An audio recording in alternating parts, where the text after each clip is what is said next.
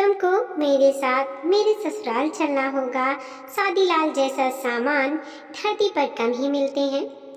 4.5 foot की उसकी चीज का पेट आगे निकला हुआ और गंजे सिर पर गिनने लायक बाल थे। मुझे यकीन था कि उसकी शादी नामुमकिन है, पर शायद वह अपने माथे पर कुछ और ही लिखा कर लाया था। जी हाँ, जैसा हमारा प्यारा दोस्त शादीलाल था, ठीक वैसे ही उसकी बीबी यानी मेरी भाभी आई थी। वो भी करीब 37 साल की होंगी। शादीलाल की कद काठी से लेकर मोटापा, लंबाई, चौड़ाई, ऊंचाई सभी में जबरदस्त टक्कर देने वाली मेरी भाभी का नाम पहले कुमारी सुंदरी था, पर अब श्रीमती सुंदरी देवी हो गया था। पर भाभी का सुंदर होना तो दूर, वो सुंदरी की सू भी नहीं थी।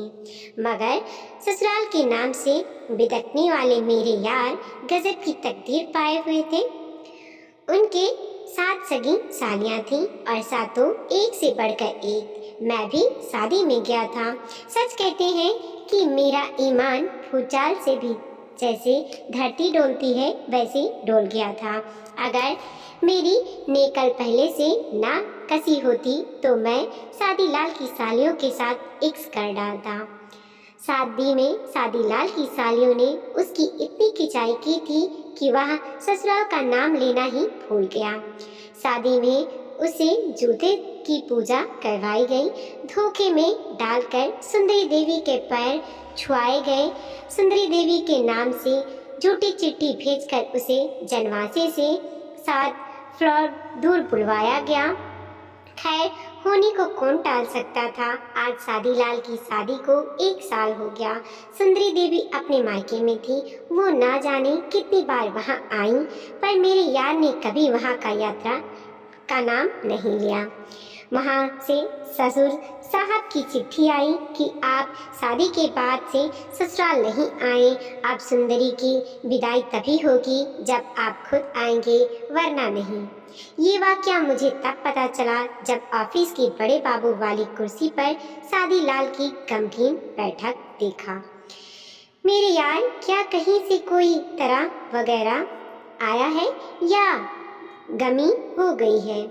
मैंने घबरा कर पूछा। शादीलाल ने अपना मुंह नहीं खोला।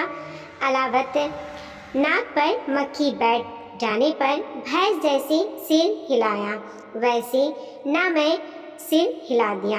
मैंने पूछा, क्या आपको सुंदरी देवी की तरफ से तलाक का नोटिस आया है?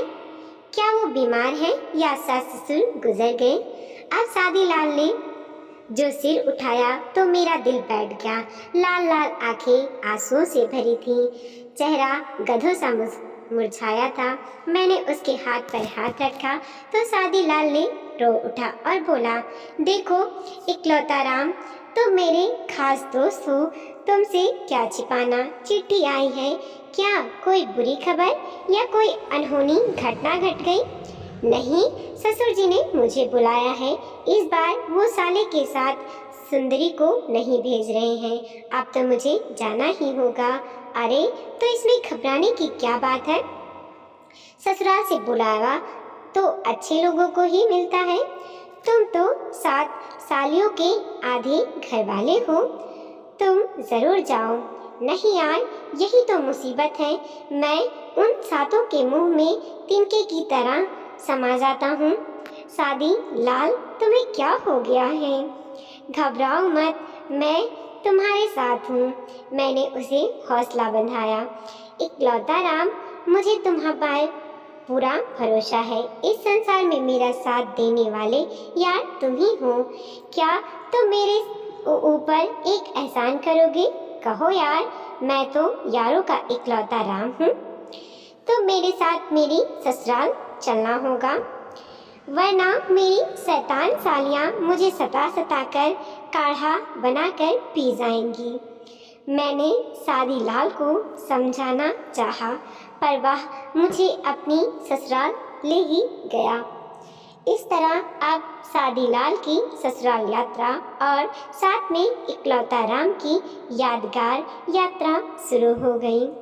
87 किलोमीटर दूर ससुराल में पहुँचे तो हमारी खूब खातिरदारी हुई। फिर सातों शैतान सालियों के कारनामे शुरू हो गए, जिनका हमें डर था। ठगा होने की वजह से शादीलाल शाम 7 बजे ही खर्राटे लेने में मस्त हो गया। तभी वो सातों आई। उन्होंने मुंह पर उंगली रखकर चुप रहने का इशारा किया तो मैं समझ गया कि शादीलाल अब तो गया काम से। मैं शादीलाल को जगाने के चक्कर में था कि 27 साल की एक साली ने कहा, आप खामोश रहिए वरना आपकी हजामत जीजा जी से भी बढ़कर होगी। मैंने रजाई तानी और उसमें से झरोखा बनाकर नज़ारा देखने लगा।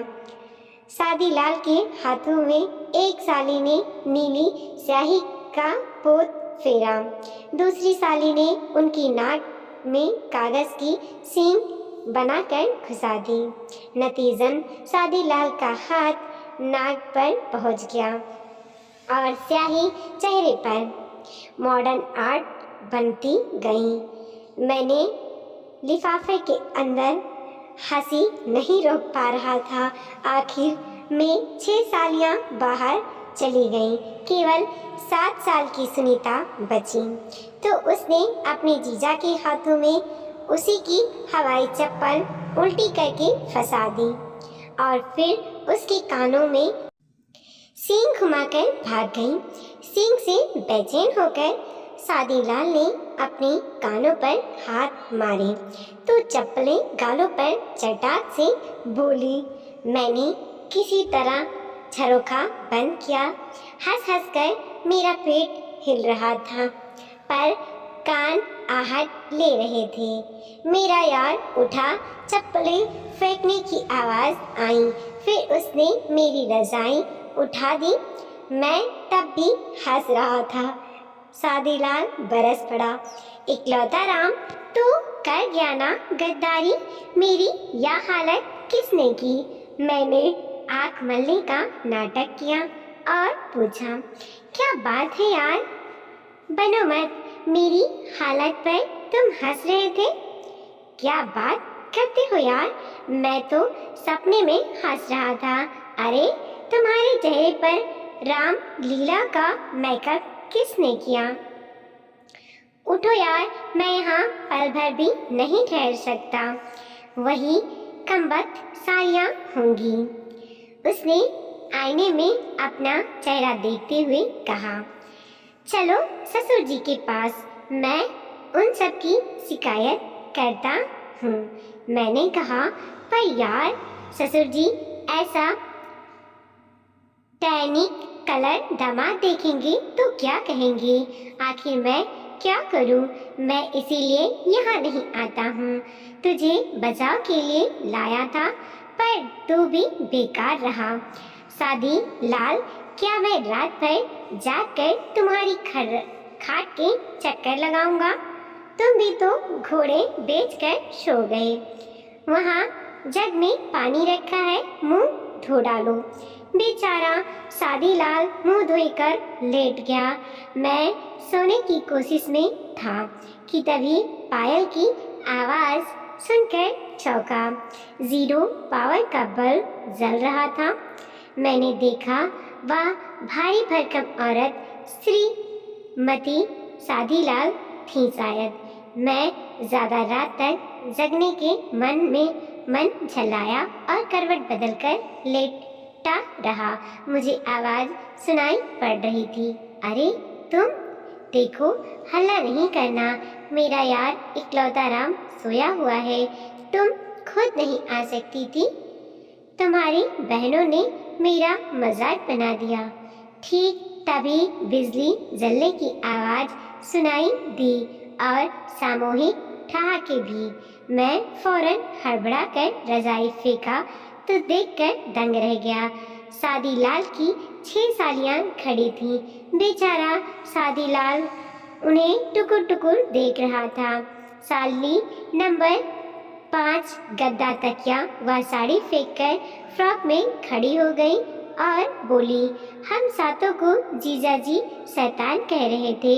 अरे मैं तो पहले ही समझ गया था, मैंने नाटक तो कर रहा था। शादीलाल ने झेपते हुए साली नंबर 5 को देखा। इस मजाक के बाद अगला मजाक सुबह ही हुआ। मैं और मेरा यार जब कमरे से बाहर आए तो आंगन में सालियां दुआ सलाम हुई उनसे। तभी एक साली ने कहा, जीजा जी क्या आप रात को बड़ी दीदी के कमरे में गए थे? नहीं साली जी, तुम्हारे होते हुए मैं वहाँ क्यों जाता? कहकर शादीलाल ने उसे गोद में उठा लिया। पर जीजा जी आप बड़ी दीदी के चप्पल पहने हैं और आपकी चप्पलें तो दीदी के कमरे में पड़ी हैं। शादीलाल ने घबरा कर पैरों की ओर देखा। पैरों में लेडीज चप्पलें ही थीं। शादीलाल के हाथ से साली छूट गई, पर मैंने उसे संभाल लिया। फिर ठहाका लगा तो शादीलाल की सिट्टी पिट्टी गुम हो गई। सबसे ज़्यादा मज़ा उसे समय आया जब शादीलाल पेट हल्का करने शौचालय में घुसा। तब मैं आंगन में खड़ा खड़ा ब्रश कर रहा था। सालियों ने जो टूथपेस्ट दिया था उसका स्वाद कड़वा सा था और उससे बेहद झाग भी निकल रहा था। तभी शौचालय के अंदर के नल का कनेक्शन जिससे पानी जाता था एक साली ने बाहर से बंद कर दिया। मैंने सोचा कि शादीलाल तो गया काम से। इधर मैं थूकते थूकते परेशान था कि शादीलाल की सास ने कहा, बेटा तुम कुल्ला कर लो, इन शैतानों ने टूथपेस्ट की जगह तुम्हें शेविंग क्रीम दे दी थी। मेरे तो मानो होश ही उड़ गए। जल्दी जल्दी थूक कर भागा और सालियों के जबरदस्त ठहाके सुनता रहा। शादीलाल 1 घंटे बाद जब बिना पानी के शौचालय से बाहर आया तो छोटी साली नाक दबाकर आई और बोली, जीजा जी फिर से अंदर जाइए, अब नल चालू कर दिया है। शादीलाल दोबारा अंदर घुसा, फिर निकलकर नहाने घुस गया। उसका लगातार मजाक बनाया जा रहा था, पर वह ऐसा चिकना घड़ा था कि उस पर कोई बात रुकती नहीं थी। 2 दिन ऐसे ही सालियों की मोहब्बत भरी छेड़खानी में गुजरे। जब जाने का नंबर आया तो मेरे सीधे साधे यार शादीलाल ने सालियों से ऐसा मजाक किया कि सातों सालियां ही शर्म से पानी पानी हो गईं। हुआ यूं कि जब हमारे जाने का समय आया और रोने धोने के बाद तांगे में सामान रखा गया, तब सालियां, उनकी सहेलियां और मोहल्ले वालों की भीड़ जमी थी। तभी शादीलाल ने कहा, देखो सातों सालियां, मुझे यह बताओ कि कुंवारी लड़कियों को क्या पसंद है। सातों सालियों ने नामे सिर हिलाया। सब लोगों को यह जानने की बेताबी थी कि शादीलाल अब क्या कहेंगे। तभी शादीलाल ने आगे बढ़कर कहा, अरे तुम लोगों को नहीं पता कि कुंवारी लड़कियों को क्या पसंद है? नहीं, सातों सालियों ने एक साथ फिर से वही जवाब दिया। मुझे पहले ही तुम लोगों पर शक था, शादीलाल ने नाटकीय लहजे में कहा। उस समय सातों सहेलियों पर घड़ों पानी पड़ गया जब उनकी एक सहेली ने कहा, तुम लोगों को जीजाजी ने बेवकूफ़ बना दिया। उन्हें तुम्हारे कुंवारे होने पर शक है। उन्होंने तुम सभी को शादीशुदा बना दिया है क्योंकि तुम लोगों को कुंवारी लड़कियों की पसंद नहीं मालूम। और फिर तो सातों सालियों पर इतने जबरदस्त ठहाके लगे कि सभी दुपट्टे में मुंह छिपाकर अंदर भाग गई। वीडियो को लाइक कीजिए, कमेंट कीजिए और अपने दोस्तों के साथ ज़रूर शेयर कीजिए। चैनल पे नए हैं प्लीज़ सब्सक्राइब कीजिए और देखते रहिए मोटिवेशनल स्टोरी।